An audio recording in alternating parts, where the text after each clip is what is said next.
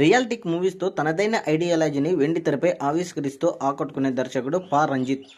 Hero ఎవరైనా అతని కథకు తగ్గట్లుగా మారిపోవాల్సిందే. ఇమేజ్లను దాటి ఇంటెలిజెన్స్తో కూడిన కథలు చెప్పిస్తుంటాడు హీరోలతో. కొన్నాళ్ల క్రితం కవాలి, కాల వంటి మూవీస్తో తెలుగు వారికి సుపరిచితుడైన రంజిత్ ఈసారి విక్రమ్ హీరోగా తంగ్లన్ అనే మూవీతో వచ్చాడు.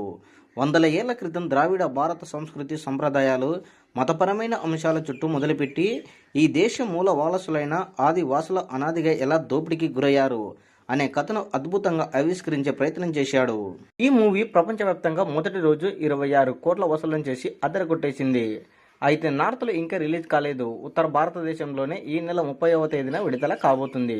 అయితే అందరు ప్రేక్షకులు కూడా ఇప్పుడు పీరియాడికల్ మూవీస్, ఎక్కువగా భక్తి ఉన్న సినిమాలను ఇష్టపడుతున్నారు. గతంలో వచ్చినటువంటి అఖండ చిత్రం కూడా అఘోర పాత్రలో వచ్చి మొదటి రోజు దాదాపుగా 25 కోట్ల రేంజ్లో కలెక్షన్లను రాబట్టింది.